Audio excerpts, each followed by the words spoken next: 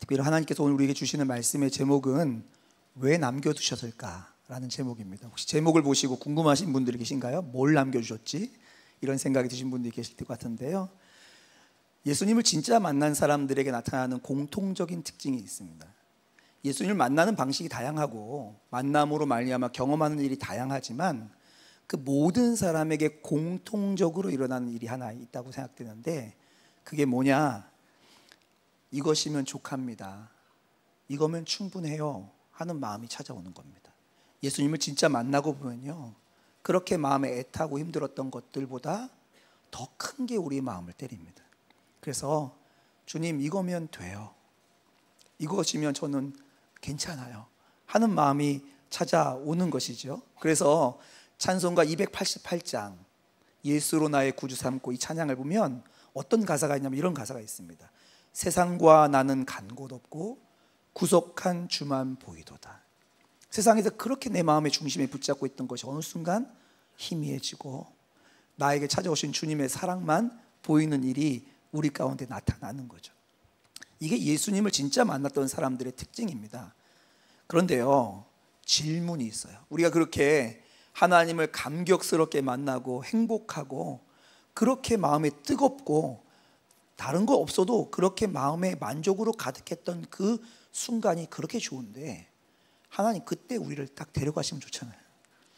아니, 우리가 죄와 사망에서부터 건짐받고 우리가 제일 행복한 그 순간 그렇게 만드시고 딱 데려가시면 좋을 텐데, 그렇게 안 하신다는 거예요. 그렇게 우리에게 기쁨을 주시고 이 땅에 남겨두세요. 근데 문제는 뭐예요? 이 땅에 남아있다 보니까 마음이 또다시 괴로움들이 찾아와요. 이거 힘들다, 이런 생각들이 찾아와요. 이렇게 힘든 거 경험할 바에는 하나님 차라리 그때 그 순간에 싹 데려가시면 얼마나 좋아요? 주님도 저 때문에 고심할 거 없고 저도 가장 좋을 때, 뜨거울 때 주님 앞에 가니 꼭 먹고 알 먹고 주님도 좋고 나도 좋고 이런 거 될 것 같은데, 그때 안 데려가시고 이 땅에 우리를 남겨두셨다는 것입니다. 왜 하나님께서는요, 그때가 우리의 마음 가운데 가장 뜨겁고 좋은 것을 아시면서도 이 땅에 남겨두셨을까요? 이런 질문 해본 적 없으세요? 특별히 인생의 고난을 만나고 나면 그때 차라리 그때 데려가시지 왜 굳이 남겨서 지금까지 이렇게 속썩이게 하시나, 이런 생각이 듭니다. 성경은 우리가 하나님의 은혜로 말미암아 구원받은 이후에도 이 땅에 남겨두신 이유가 있다고 말하고 있어요. 목적이 있다고 말하고 있어요. 그거를 먼저 좀 설명을 드리면, 왜 남겨두셨냐, 왜 이 땅에 우리를 남겨두고 그 목적이 뭐냐? 사명 때문이라고 말합니다. 주님께서 우리를 이 땅에 남겨두셔서 우리에게 사명으로 살아가게 하기 위해서라고 성경은 말하고 있어요. 이걸 좀 바꿔 말하면 무슨 뜻이냐? 하나님께서 우리를 죽음과 사망의 권세에서 건져서 우리에게 새 생명을 주시던 것만큼 어쩌면 그것보다 훨씬 더 중요한 하나님이 주시고자 하는 게 있었는데, 그게 뭐냐? 그게 하나님께서 우리에게 주시는 사명이다라는 거예요.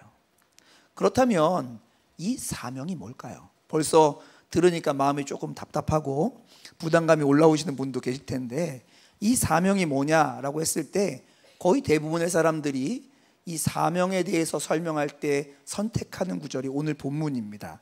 바로 마태복음 28장의 마지막 구절이죠. 이 본문은 어느 시점에 대한 이야기냐면, 예수님이 죽었다가 십자가에서 돌아가셨다가 부활하신 후에 40일 동안 이 땅에 계셨습니다. 그리고 40일 동안 이 땅에 계시고 맨 마지막 즈음에 그때 예수님께서 이제 하늘로 들려 승천한다고 그러죠. 들려 올라가시기 바로 직전에 요 일이 있었다고 성경은 말하고 있는 거예요.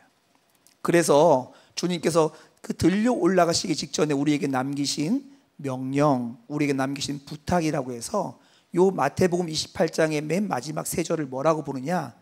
하나님께서 우리에게 주신 커다란 사명이라서 대사명이라고도 부르기도 하고, 아니면 이 땅에서 우리가 해야 될 일을 남겼다고 해서 지상명령이라고도 부르기도 하고, 또 하나님께서 우리에게 그 일을 위탁하셨다고 해서 지삼위임령이라고도 부르기도 하는 구절이 오늘 본문입니다. 근데 이게 얼마나 중요한 명령인지가 오늘 본문에 그대로 담아 있어요. 먼저 18절을 좀 보시면 좋겠는데요. 18절을 저와 여러분이 한 목소리로 읽겠습니다. 시작. 예수께서 나와 말씀하여 이르시되 하늘과 땅의 모든 권세를 내게 주셨으니. 좀 이상한 장면이 나오는데 예수님이 나와서 말씀하세요. 근데 예수님이 나와서 말씀하시면 주로 뭐라고 말씀하시냐면 아버지께서 말씀하시기를, 뭐 이런 식으로 하시거든요. 근데 이때는 어떻게 하냐면 하늘과 땅의 모든 권세를 내가 받았다 이렇게 말해요. 요즘 말로 좀 하면 조금 제가 과장해서 설명 이런 거예요. 나 하늘과 땅 권세 다 가진 자야. 마치 예수님이 자랑하는 것처럼 보입니다. 아니, 예수님이 한 번도 그렇게 자기를 높이기 위해서 나 이것도 있어, 나 이것도 있어, 너 있어? 내가 다 가진 자야, 내가 금수저야, 다이아몬드 수저 저리 가야, 나는 그보다 더 높아, 이렇게 말하는 듯한 뉘앙스를 가진 언급을 하신다는 거예요. 아니, 예수님이 하나님의 아들인 것도 알고 구원자인 것도 알고 하나님인 것도 아는 사람들이 지금 모여있는 사람이에요. 그럼 그 얘기 할 필요가 있어요, 없어요? 없지요. 그런데 마치 하나님께서 자랑하는 것처럼 보이는 이 말씀을 왜 굳이 하시냐고요. 여러분 이해하셔야 될 게 있는데, 예수님께서 이 말씀을 언급하시는 이유는 자기를 높이기 위해서가 아니고 지금 이 말을 듣고 있는 사람들에게 중요함을 알려주시기 위해서입니다. 제가 아이들과 함께 이야기를 나눌 때가 있는데, 아이들에게 절대로 지워지지 않는 것을 알려주려 할 때는 어떻게 하냐면 아이들이 얼굴을 이렇게 딱 잡아요. 잡고 아빠 봐 이렇게 하는 거예요. 아빠 봐 이렇게 하는데, 거기에 몇 가지 멘트가 더 들어가면 아이들이 긴장할 만한 멘트가 들어가. 어렸을 때 이런 게 있었어요. 아빠는 너네들이 뭘 해도 너 아빠야. 너희들이 무슨 짓을 해도 너희들 사랑해. 끝까지 사랑하고 아빠로 책임질 거고, 너희들이 어떤 일을 벌리더라도 아빠는 너희들 버리지 않는다. 되게 좋죠, 그렇죠? 근데 아빠가 거기다 하나 붙이는 게 있어요. 그런데 너네들이 이런 일을 하면 우리 집에서 못 살아. 이렇게 말할 때가 있단 말이에요. 이 얘기는 그 뒤에 나오는 게 아이들이 잊어버리면 안 된다는 의미로 말하는 거예요. 그래서 무슨 얘기를 하냐면, 너희들이 엄마를 때리거나 하면 아빠가 너 사랑하지만 이 집에서는 못 살아. 이렇게 말한다고요. 이 얘기는 아이들을 협박하기 위해서입니까? 아니면 이 말하는 것에 강조점을 주기 위해서입니까? 강조점을 주기. 예수님께서 지금 뭘 말씀하고 있냐면, 내가 지금부터 너에게 들려주는 이 말은 하늘과 땅의 모든 권세를 다 담아서 너에게 주는 말이야. 너희들이 그냥 들으면 안 돼. 이거는 내가 정말 너에게 들려주고 싶은데, 하늘과 땅의 모든 권세, 보이는 것과 보이지 않는 모든 것을 다스리는 자로 그 권위를 가지고 내가 너희들에게 들려주고 싶은 말이 있어 라는 말이 오늘 18절의 말씀입니다. 그러니까 굉장한 강조점을 여기다 두고 있는 거죠. 엄중한 무게가 담겨 있는 거죠. 하늘과 땅의 모든 권세가 담긴 명령이라고 말씀하고 있는 거예요. 주님은 왜 이렇게까지 강하게 강조점을 넣어서 말씀하시는 거죠? 중요하기 때문입니다. 그리고 반드시 이루어져야 되는 일이기 때문이기도 해요. 또 하나, 하나님의 소원이기 때문에 그렇습니다. 그런데 여러분, 제가 이 세 가지를 말하려고 여기 선 게 아니에요. 이게 표면적으로 드러난 이 말씀의 무게입니다. 그렇지만 이것보다 훨씬 더 큰 가치가 그 안에 담겨져 있어요. 오늘 저와 여러분은 이 표면적으로 드러난 하늘과 땅의 모든 권세를 가진 자가 주는 명령이라고 하는 무거움보다 훨씬 더 중요한 감추어진 게 뭔지를 함께 생각해 보려고 합니다. 먼저 예수님의 명령이 뭔지를 한번 생각해 보려고 합니다. 이렇게 엄중하고 중요한 의미를 갖고 주님이 뭐라고 말씀하시는지 19절과 20절 주님의 명령을 제가 읽겠습니다. 그러므로 너희는 가서 모든 민족을 제자로 삼아 아버지와 아들과 성령의 이름으로 세례를 베풀고 내가 너희에게 분부한 모든 것을 가르쳐 지키게 하라. 이 19절과 20절의 시작 단어가 뭐예요? 그러므로예요. 무슨 말이에요? 18절에 맨 마지막이 뭐였어요? 하늘과 땅의 모든 권세를 가진 자로 내가 너에게 명령하니, 그러므로 무슨 말이에요? 꼭 해라 이 말이죠. 그러니까 앞에 구과 뒤 구절이 연결시켜주는 단어예요. 그러므로 너희들 이 일을 하늘과 땅의 모든 권세를 가진 그 권세로 명령하는 거로 들어라. 듣고 뭐 하라는 거예요? 순종해라 라는 명령이죠. 그러면서 주님께서 네 가지 단어로 이 명령을 표현해 두십니다. 그 네 가지 단어가 뭐냐? 동사로 나와요. 네 가지 동사가 나와요. 첫 번째가 뭐예요? 가라라는 거예요. 가서. 두 번째가 뭐예요? 제자를 삼아, make disciples. 제자를 삼아라 라는 거죠. 세 번째가 뭐예요? 세례를 베풀어라 라는 거예요. 네 번째가 뭐예요? 가르쳐서 지키게 만들어라 하는 거예요. 이 네 가지 동사가 나옵니다. 그런데 이 네 가지 동사가요, 다 하나로 연결되어 있어요. 사실은 이 네 가지 명령, 가라, 제자를 삼아라, 세례를 베풀어라, 가르쳐서 지키게 하라는 것은요, 한 가지 목적으로 귀결되어 있는데 그 한 가지 목적이 뭐냐? 제자를 삼으라는 거예요. 제자를 삼기 위해서 가라. 제자를 삼는 과정 가운데 그들에게 새 생명을 주고 새 생명을 준 증거로 세례를 베풀어라. 그들이 제자가 되게 하기 위해서 가르치되 그냥 가르치는 게 아니라 지켜서 그 일을 따르는 제자로 만들어라. 이것이 다 연결되어 있는 부분이에요. 그러니까 한 가지 목적이 뭐예요? 제자를 삼으라는 것입니다. 주님께서 하늘과 땅의 모든 권세를 가진 것으로 명령하시는 명령이 뭐냐? 우리의 사명이 뭐냐? 제자를 세우는 것입니다. 우리는요, 이것 때문에 이 땅에 남겨졌어요. 여러분, 이게 우리가 이 땅에 남겨진 목적이에요. 하나님께서 그렇게 엄중한 표현을 써가면서 소망하셨던 일이 뭐냐? 예수님을 따르는 제자들이 세워지는 것입니다. 여러분, 이게요, 우리의 사명입니다. 그리고 교회의 사명이고 다윗 공동체의 사명이에요. 여러분, 이거 잘 들으셔야 합니다. 하나님이 이 땅에 남겨두신 가장 중요한 이유가 뭐냐? 제자를 세우는 거예요.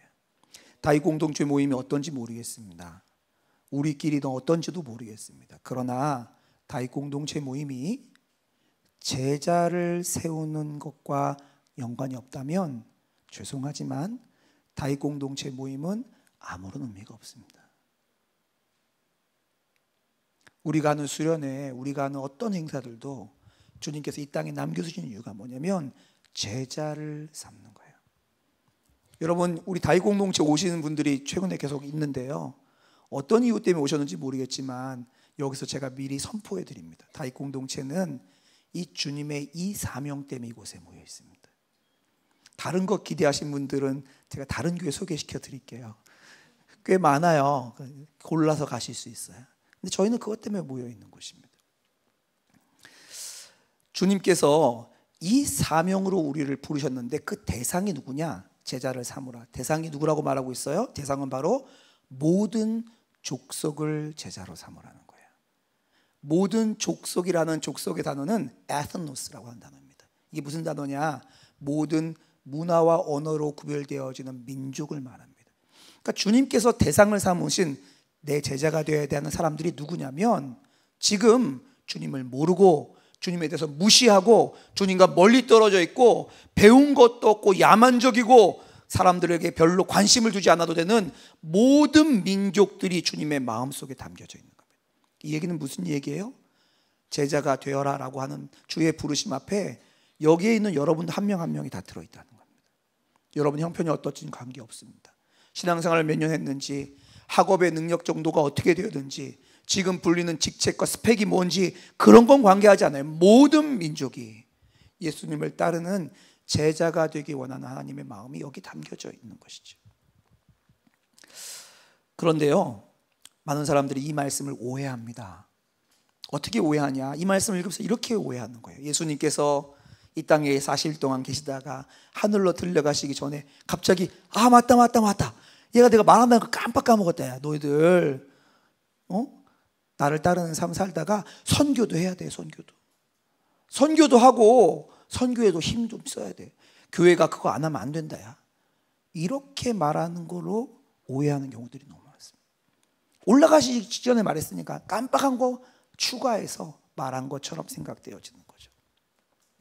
근데 성경은요, 이렇게 말한 적이 단 한 번도 없어요. 우리가 이 땅에 남겨진 가장 중요한 이유가 무엇이냐? 제자를 삼는 것이라고 말하고 있어요. 이 얘기는 뭘 말하죠? 우리가 먼저 제자가 되는 것이에요. 그리고 우리가 제자가 되어서 우리가 주님을 따르는 삶, 주님과 함께 동행하는 자가 되어서 똑같이 우리의 주변에 있는 사람들, 특별히 누구에게요? 모든 종족에게 그 제자가 되는 일을 하는 것이 우리가 이 땅에 남겨진 이유라는 겁니다. 이 명령 안에요, 우리를 향한 너 이것도 해야 된다 하는 부담감이 있는 게 아니고 사실은 뭐가 들어있는지 아십니까? 사랑과 계획이 담겨져 있습니다. 많은 분들이 이런 명령을 들으면 어떻게 이해하냐면 이런 거예요. 하나님이 이렇게 말하는 것처럼 들리는 거예요. 야, 내가 너에게 준 사랑 알지? 내가 내 아들도 줬어. 내가 지금까지 너 몇 번이나 용서해 줬냐 너. 그러고도 너가 지금 내가 사랑받고 있잖아. 그러니까 너 이것도 좀 해라. 마치 약삭 빠른 고용주처럼, 임금 주고 보너스 줬으니까 좀 더 일 좀 더 해라 라고 말하는 고용주처럼 하나님을 생각하면서 이런 명령은 부담스럽다. 이런 명령은 1년에 한 번 듣는 거지만 그것도 참 부담스럽다. 한 5년에 한 번씩만 들었으면 좋겠다. 이렇게 이해하는 경우들이 얼마나 많은지 몰라요. 근데 성경은 우리에게 뭐라고 말하죠? 하나님은 우리에게 무엇을 요청하시는 약삭빠른 고용주라고 말하지 않습니다. 우리가 아직 죄인 되었을 때, 우리가 하나님을 모른다 할 때, 우리가 하나님 우리의 아버지와 창조주가 주인이신 그분을 향해서 뒤꿈치를 들고 대항하고 원수처럼 행동할 때 먼저 자신의 아들을 죽여가며 그 사랑을 확증하신 완전한 사랑의 아버지라고 말하고 있습니다. 근데 아버지가 왜 그렇게 부담스러운 명령을 주는 거죠? 보나마나 이 명령을 따르다 보면 성경에 말하는 것처럼 핍박도 받고 어려움도 겪고 인내의 시간도 만나는 것이 성경에 너무 명백하게 있는데, 그렇게 나를 사랑하는 분이 왜 그렇게 부담스러운 명령을 주시냐 이거예요. 여기에서 우리가 비밀이 있는데 이 비밀을 아셔야 됩니다. 겉보기에는요 부담스러운 명령이에요. 겉보기에는 너무 무거운 명령이에요. 그러나 하나님의 성품과 사랑을 이해하고 보면 우리가 표면적으로는 만날 수 없는, 하나님 너에게 뭐 해라 라고 주시는 명령보다 훨씬 더 큰 다른 이유가 있어요. 그게 뭐냐? 하나님의 사랑이고 하나님의 초대라는 것입니다. 여러분, 하나님 뭘 기대하는 건지 아세요? 하나님께 사실은요, 하나님이 이 명령을 주시면서 이 명령을 따라가는 우리가 하나님이 주신 이 명령의 주역이 되기를 원하시는 거예요. 그 일에 동참하기를 원하는 겁니다. 얼마든지 하나님이요, 우리 없이도 하나님의 전능하심으로 이 일을 다 이룰 수도 있는데도 불구하고 전혀 능력도 없고 자격도 없고 훈련도 되지 않은 저 같은 사람을 들어서 그 명령에 쓰셔놓고 뭐라고 말하고 싶은 거냐면, 얘가 했어. 그리고 나는 얘를 영광스럽게 해야 돼 라고 말하고 싶은 마음이 이 가운데 담겨 있는 것입니다. 사진 한 장 보여주시겠어요? 2018년으로 기억합니다. 인도네시아 술라웨시 팔루를 중심으로 규모 7.5 정도 되는 강진과 쓰나미가 일어났었습니다.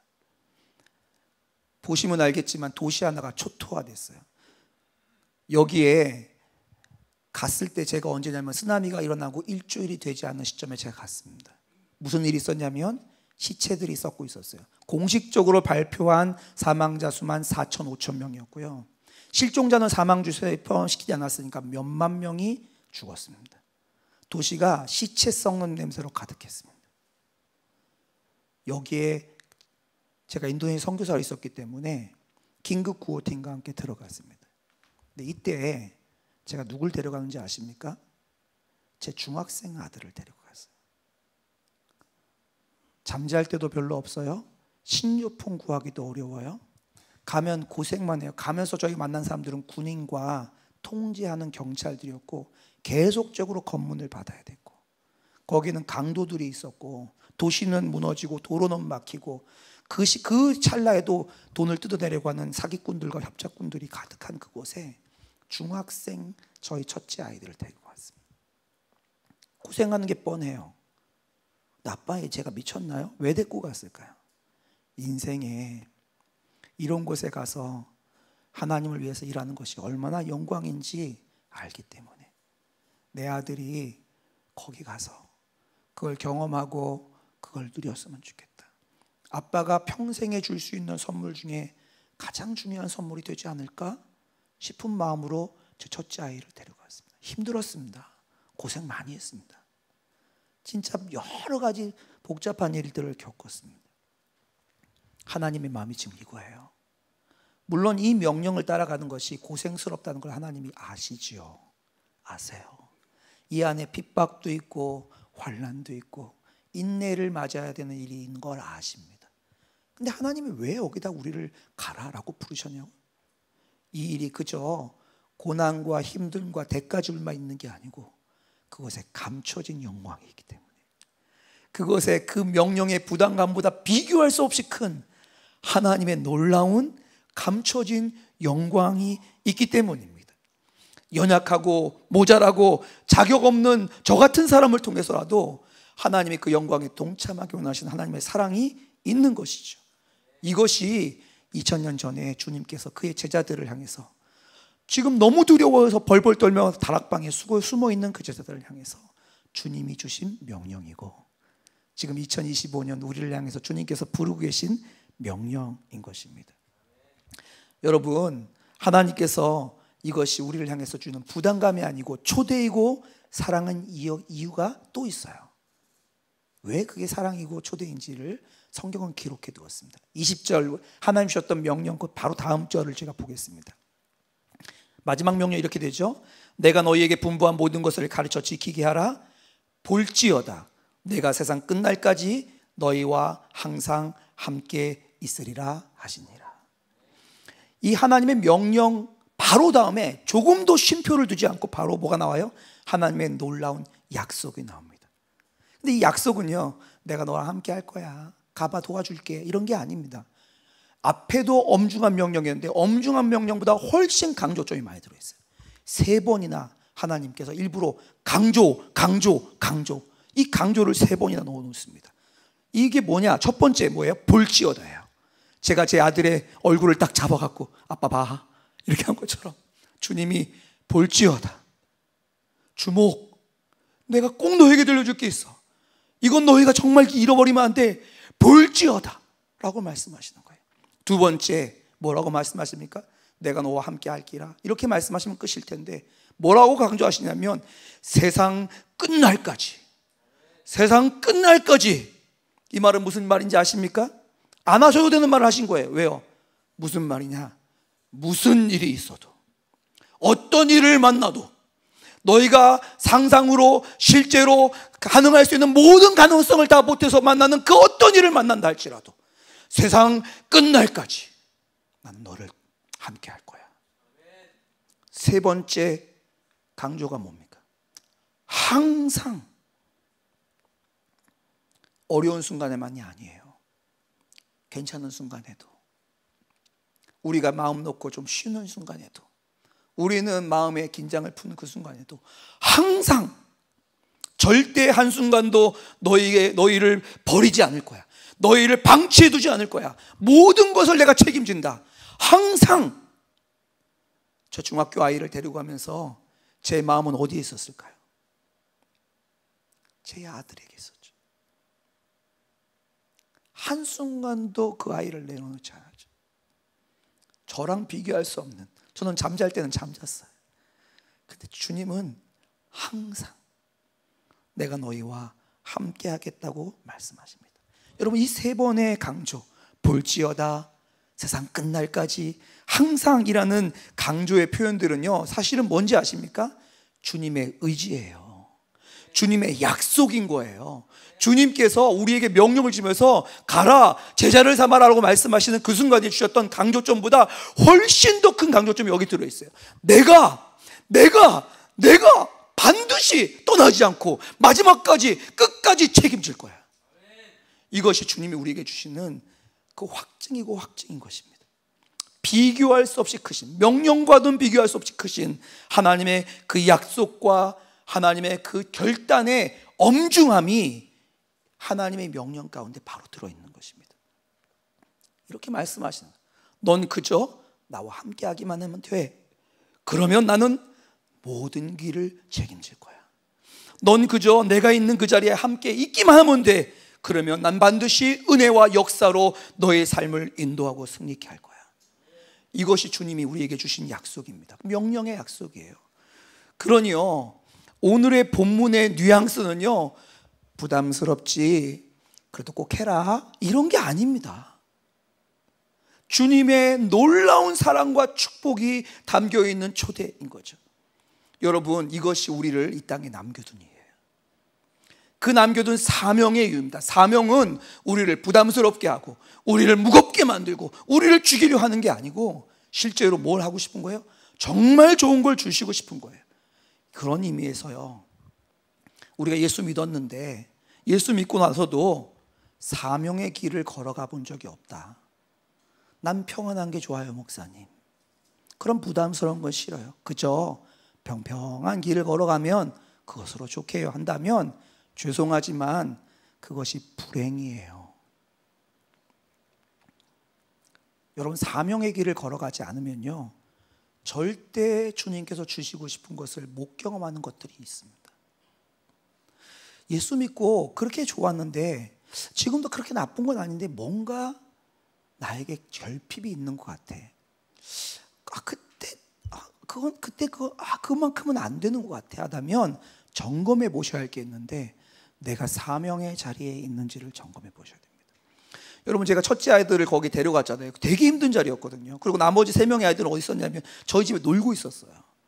근데 그 뒤에요, 저희 셋째인 둘째 아들이 항상 하는 얘기가 있어요. 아빠, 나 그때 안 데리고 갔잖아. 형아만 데리고 갔잖아. 나는 안 데리고 갔잖아. 나는 특별한 걸 못 누렸잖아. 여러분, 이 사실이에요. 그 고난의 길, 그 고생의 길, 그 위험한 길이었는데 그 길에 데려가시는 주님의 은혜가 정말 축복입니다. 여러분, 다윗 공동체는 그런 공동체 되기를 원해요. 그저 왔더니 마음의 위로가 되고 평안하고 이런 걸 넘어서 사명의 길을 걸어가면서만 만날 수 있는 복을 누리는 공동체, 사명의 길에 들어가야지만 만나게 되는 그 놀라운 축복들이 경험되고 누려지고 나눠지는 공동체, 그런 공동체가 되기를 주님의 이름으로 축복합니다. 여러분, 오늘 단기선교 여는 예배를 통해서 2025년 저희 선한목자교회 단기선교가 시작되는 것을 알립니다. 그리고 올해 저희 단기선교, 해외 단기선교에 저희 다윗 공동체에서도요 6개국 9개 팀 31명이 참여합니다. 한번 PPT를 띄워주실까요? 네, 이집트, 인도, 파라과이, 또 뒤로 넘겨주실까요? 일본의 네 팀인데요, 저희 다윗 공동체만 이루어진 하지오지 팀과 그리고 나머지 3개 있습니다. 또 넘겨주실까요? 캄보디아, 태국까지 31명의 다윗 공동체들이 6개국으로 9개 팀을 이루어서 나갑니다. 혹시 이 자리에 있다면 잠깐 자리에서 일어나실까요? 근데 이분들이 올해 해외로 나가시는 분들이에요. 우리 박수로 좀 격려해 주세요. 네, 자리에 앉으시면 되겠습니다. 그리고 올해 8월 15일, 16일, 17일 아직 모집하지 않았지만 다윗 공동체 국내 선교가 있습니다. 강원도 영월과 평창으로 가서 그 교회들을 돕고 하는 일을 하게 될 거예요. 여러분, 이건요 선교 가고 싶은 사람을 위해서 만든 프로그램이 아니라 하나님의 부르심과 하나님의 초청과 사랑에 대한 우리의 반응을 열어드리는 겁니다. 그리고 오늘 우리 예배 오신 분들 나가시는 길에 다 마련되어 있는데요, 올해 여름 선한목자교회에서 있는 선교에 관련된 책자가 마련되어 있습니다. 앞에를 여시면 날짜 순서대로 어느 팀이 어느 시간에 어디 가는지 나와 있고 기도 제목이 나와 있습니다. 왜 나눠드리는지 아십니까? 동참하시라고요. 하나님의 그 부르심에 동참하지 않으면요 그걸 경험할 수가 없어요. 가는 사람들만을 위한 선교가 아니고 함께 나가는 자로서의 선교, 하나님의 부르신 그 자리에 함께 동참하는 특권과 은혜. 아빠는 나한테 왜 그렇게 위험한 데를 데리고 가려는지 모르겠어, 힘들어 죽겠네. 가본 자만이 알게 되어지는 은혜, 그 은혜를 누리시라고 다 나눠드립니다. 가져가세요, 집에. 그리고 하루에 한 번 이상씩 꼭 볼 수밖에 없는 장소에 걸어두세요. 화장실도 괜찮습니다. 그리고 열어서 그날 날짜에 맞춰서 읽어가면서 기도하시기 바랍니다. 그러면서 하나님이 어떤 일을 하시는지, 우리 가운데 어떤 마음을 주는지 경험해 보시기를 바랍니다. 여러분, 이렇게 하나님 앞에 그 결단을 드리고 따라가면 주님 약속하신 3번이나 강조했던 그 일, 세상 끝날까지 항상 너희와 함께 하시겠다는 하나님의 약속들을 누리게 됩니다. 이걸 언제 누리냐? 하나님의 사명의 길을 걸어갈 때 누리게 되는 거예요. 여러분, 이 모든 하나님의 초청과 그 축복을 누리시는 모든 여러분 되시기를 주님의 이름으로 축복합니다. 그런데요 여러분, 주님이 함께 하시는 것이 가장 선명하게 경험되는 자리가 어딘지 아세요? 육체로 피부로 느낄 수 있는 자리가 있습니다. 그게 언제냐? 주님께서 친히 우리와 함께 하신다는 것을 확증해서 피부로 느낄 수 있도록 하나님이 자리를 마련해 주셨는데, 그것이 바로 오늘 우리가 함께 드리는 성찬입니다. 주께서 우리를 위해서 찢으신 살을 먹고 흘리시는 피를 마심으로, 아, 주님이 정말 내 안에 계시는구나, 나를 떠나지 않으시는구나, 세상 끝날까지 함께 하시는구나, 이것을 경험하는 자리가 오늘의 성찬의 자리입니다. 이 성찬의 자리에서 먼저 우리를 부르시고 우리와 함께 하시는 그 주님을 경험하는 여러분 되시기를 주님의 이름으로 축복합니다. 이 시간 함께 기도하기를 원하는데요, 두 가지 기도 제목으로 기도할 겁니다. 첫 번째, 가서 제자 삼으라는 주님의 명령이 부담이 아닌 특권으로 믿어지는 은혜를 주옵소서. 삶의 현장에서 세상 끝날까지 함께 하시는, 항상 함께 하시는 주님을 매 순간 만나게 하시고 그리스도의 증인으로 이 땅에 남겨주신 이유를 살아내는 다윗이 되게 하여 주옵소서. 이 시간 개인의 고백으로 함께 기도하는 시간 갖도록 하겠습니다. 함께 기도합니다.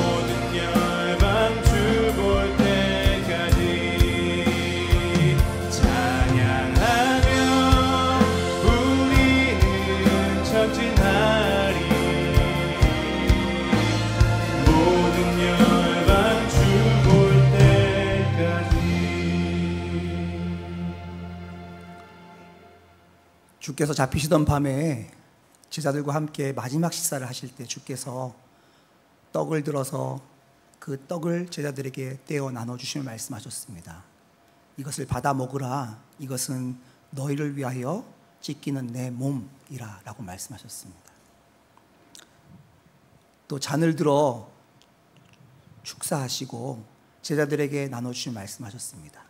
이것을 받아 마시라, 이것은 너희를 위하여 흘리는 내 피, 새 언약의 피라고 말씀하셨습니다. 주께서 그리고 이 떡과 포도주를 기억하여 계속해서 먹고 마심으로 주님께서 우리와 함께 하시는 것을 기억하고 기념하고 확증하라 하셨습니다. 오늘 이 시간 이 주님의 몸을 먹고 주의 피를 마시는 이 자리에 여러분을 초대합니다.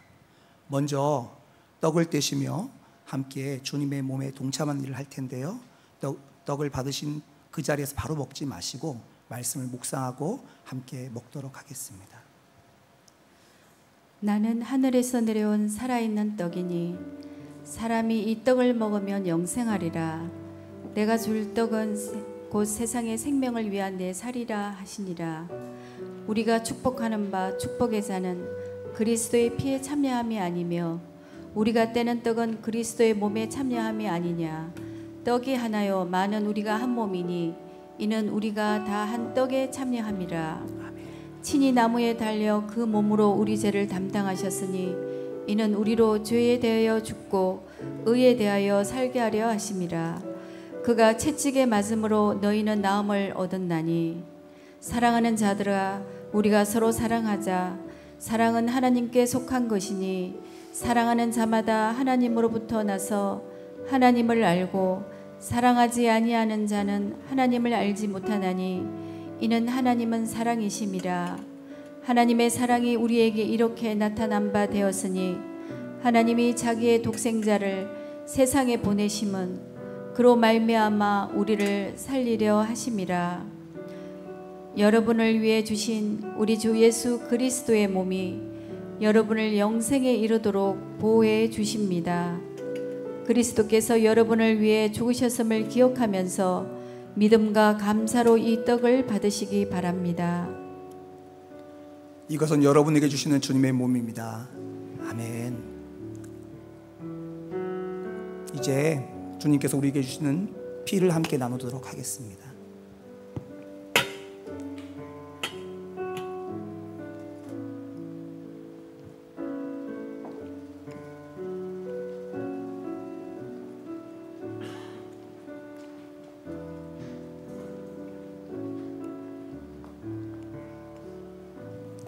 만일 우리가 죄가 없다고 말하면 스스로 속이고 또 진리가 우리 속에 있지 아니할 것이요 만일 우리가 우리 죄를 자백하면 그는 미쁘시고 의로우사 우리 죄를 사하시며 우리를 모든 불의에서 깨끗하게 하실 것이요 나의 자녀들아 내가 이것을 너희에게 쓰면 너희로 죄를 범하지 않게 하려 함이라. 만일 누가 죄를 범하여도 아버지 앞에서 우리에게 대언자가 있으니 곧 의로우신 예수 그리스도시라. 그는 우리 죄를 위한 화목제물이니 우리만 위할 뿐 아니요 온 세상의 죄를 위하심이라. 수고하고 무거운 짐 진 자들아 다 내게로 오라. 내가 너희를 쉬게 하리라. 하나님이 세상을 이처럼 사랑하사 독생자를 주셨으니 이는 그를 믿는 자마다 멸망하지 않고 영생을 얻게 하려 하심이라. 미쁘다 모든 사람이 받을 만한 이 말이여 그리스도 예수께서 죄인을 구원하시려고 세상에 임하셨다 하였도다. 여러분을 위해 흘리신 우리 주 예수 그리스도의 피가 여러분을 영생에 이르도록 보호해 주십니다. 그리스도께서 여러분을 위해 흘리신 피를 기억하면서 믿음과 감사로 이 잔을 받으시기 바랍니다. 이것은 여러분에게 주시는 주님의 피입니다. 아멘. 잔은 가지고 계셨다가 돌아가실 때 수거함에 내어주시면 되겠습니다. 함께 기도하겠습니다. 아버지 하나님, 이 시간 우리가 주님께서 세상 끝날까지 항상 함께 하시는 것을 가장 분명히 확증하고 체험할 수 있는 성찬에 참여하였습니다. 우리를 위하여 몸 다 찢기시고 피 다 쏟으시기까지 사랑하셨던 하나님의 놀라운 그 사랑 앞에 날마다 거하게 하여 주시고 하나님께서 그 사랑으로 우리를 초청하신 것을 믿어 하나님의 명령, 하나님의 사명이 우리의 삶 가운데 분명히 붙잡아지고 그 붙잡는 사명을 통하여 함께 하나님께서 감춰주신 은혜와 그 놀라운 축복과 역사를 경험하는 다윗 공동체에게 축복하여 주옵소서. 하나님 아버지, 이 나라를 주께 의탁합니다. 이 나라의 중요한 선거가 앞두고 있습니다. 선거를 통하여 주님 영광 받으시고 하나님의 사람이 세워지게 하시며 나라가 하나 되게 하시고 오직 주님을 경외하고 두려워함으로 이 나라가 회복되도록 지켜 주옵소서. 열방에 그리스도의 복음을 알지 못하여 슬픔과 고난 가운데 있는 수많은 영혼들 주의 복음을 듣고 돌아올 수 있도록 하나님 길을 열어 주옵소서. 전도자들을 보내어 주시고 선교사들을 붙잡아 주셔서 하나님의 복음이 흘러가게 하시며 그들의 심령 가운데도 하나님 비교할 수 없는 그 영원한 복음이, 평안의 복음이 들려지게 하여 주옵소서. 북한 땅에 억류되어 있는 복음을 해서 갇힌 자들을 주님 지켜주시고 새로운 힘을 주시며 억울하게 갇힌 자들이 풀려날 길을 허락하여 주옵소서. 오늘도 주님, 우리가 예배함으로 나와 주님 앞에 우리의 마음의 중심을 드리오니 하나님 우리의 중심을 받아주시고 특별히 중심에 우리의 마음의 고백을 담아 드리는 하나님께 드리는 우리의 마음의 표현들을 주님 기뻐 받아주셔서 하나님께서 지금도 살아계시고 우리와 함께 하시며 영광 받으시고 우리를 책임지시는 것을 모두가 경험하도록 축복하여 주옵소서. 우리와 함께 하시는 주님을 경배하고 찬양하며 예수 그리스도의 이름으로 기도드리옵나이다. 아멘. 함께 다 일어나서 우리의 결단을 찬양으로 고백드리도록 하겠습니다.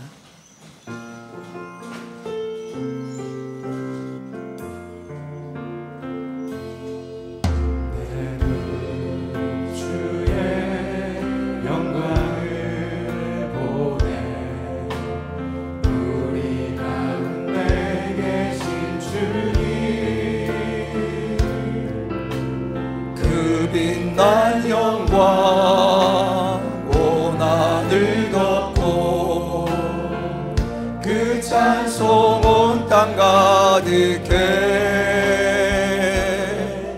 내 눈 주의 영광을 보네 찬송 가운데 서신 주님의 얼굴은 온 세상 향하네 권능의 발을 드셨네 주의 영광 이곳에 가득해 우린 선의 주님과 함께 찬양하며 우리는 전진하리 모든 열방 주 볼 때까지 하늘아버지 우리 새롭게 하사 열방 중에서 주를 섬기게 하소서 모든 나라 일어나 찬송 부르며 영광의 주님을 보게 하소서 주의 영광 이곳에 가득해 우리 선을 주님과 함께 찬양하며 우리는 전진하리 모든 열방 주 볼 때까지 찬양하며 우리는 전진하리 모든 열방 주 볼 때까지 축도하겠습니다. 이제는 우리 주 예수 그리스도의 놀라우신 은혜와 아버지 하나님의 측량할 수 없는 사랑하심과 성령께서 친히 우리와 함께 하시며 세상 끝날까지 항상 우리를 떠나지 아니하시고 함께 하신다는 그 약속이 믿어지는 하나님의 은혜와 역사와 교통하심이 이제 주님의 명령 앞에 한 자원함으로 기쁨으로 또한 두렵고 떨림으로 순종하는 모든 다윗 공동체 성도들 위해 온라인으로 예배하는 모든 우리 교우들과 성도들 위해 영원토록 함께 하시기를 축원하옵나이다. 아멘.